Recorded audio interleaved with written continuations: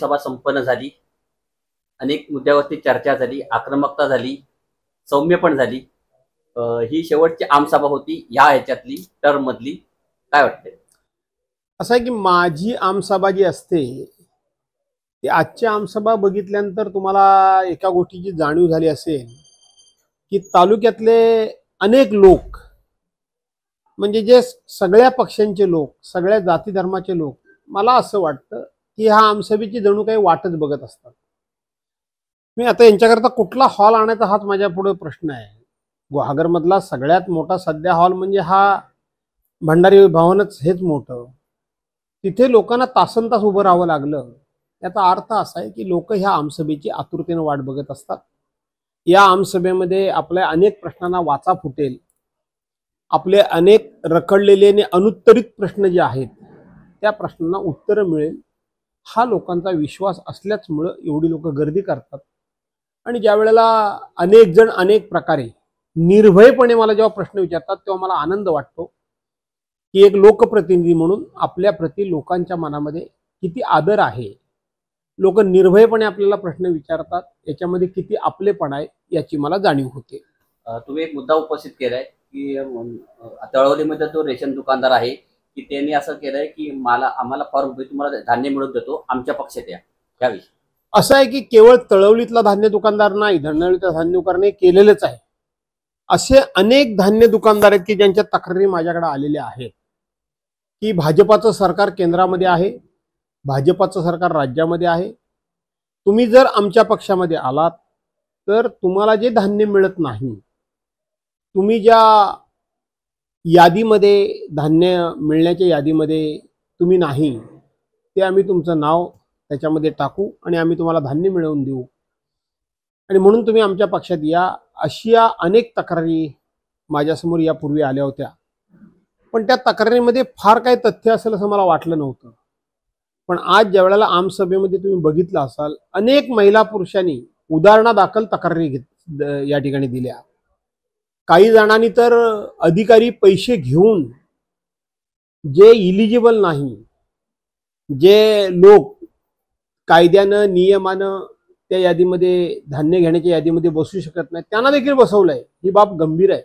आणि म्हणून आपण या सगळ्या प्रकरणाची किंवा एकंदरीत जे काही 3-3.5 हजार त्याच्यापेक्षा जास्त लोकांना यादीमध्ये टाकण्यात आलंय याची चौकशी करावी कलेक्टरनी, असं आपण आज आमसभेचा ठराव केलेला आहे. 15 ऑगस्टला तुमच्या नेतृत्वाखाली एक मोर्चाचं आयोजन करण्यात आलंय, रस्ता रोकोचं. त्यामुळे असं आहे की हे सरकार किती निर्लज्ज आहे, किती निर्दयी आहे आणि त्याचबरोबर कसं लोकशाहीला मारक आहे याचं ते उदाहरण आहे.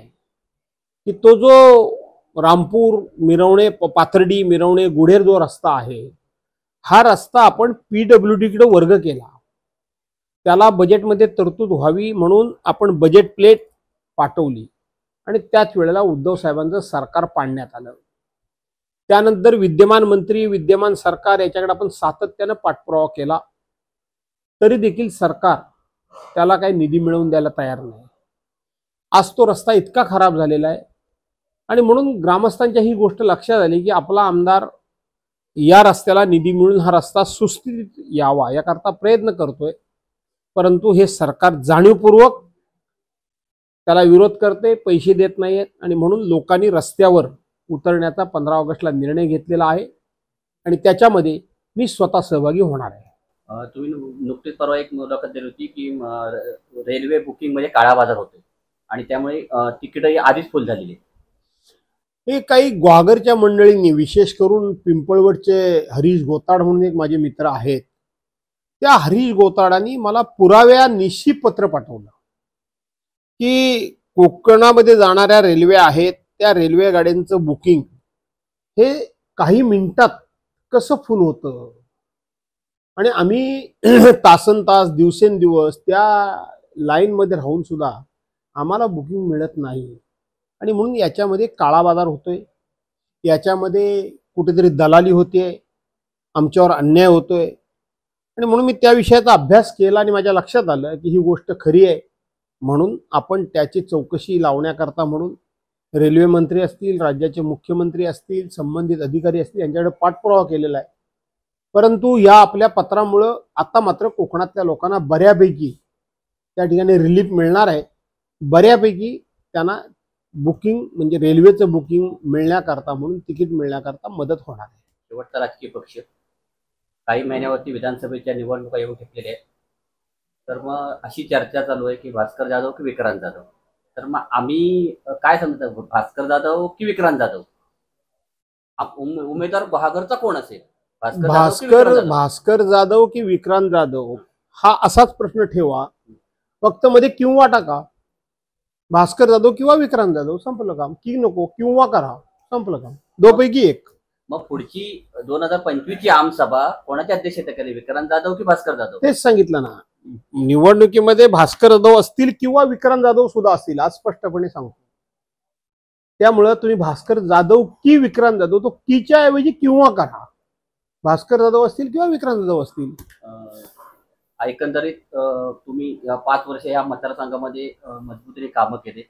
निवडणुका आता काहीच आल्या, तर आता तुम्हाला काय म्हणजे आता तुमचं नियोजन काय आहे की मतदारसंघामध्ये दौरे पण चालू झाले, मोर्चेबांधणी परत सुरू झाली का? माझी मोर्चेबांधणी सुरू आहे.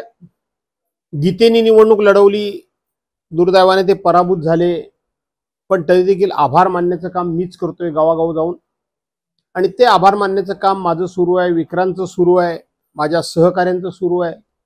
या वेळेला कोणत्याही परिस्थितीमध्ये मी जरी उभा राहिलो किंवा विक्रांत जरी उभा राहिला तरी सुद्धा गुहागर विधानसभा मतदारसंघातून किमान 50,000 मतांच्या मताधिक्यानं निवडून यायचं म्हणजे यायचं, हे आम्ही ठरवलेलं आहे.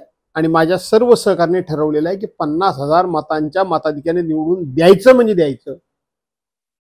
आणि मग जी काही वळवळ आहे ती शांत होऊन जाईल. टाइम्स डिजिटलला लाईक करा, शेअर करा, सबस्क्राईब करा आणि बेल आयकॉन दाबायला विसरू नका. Times digital.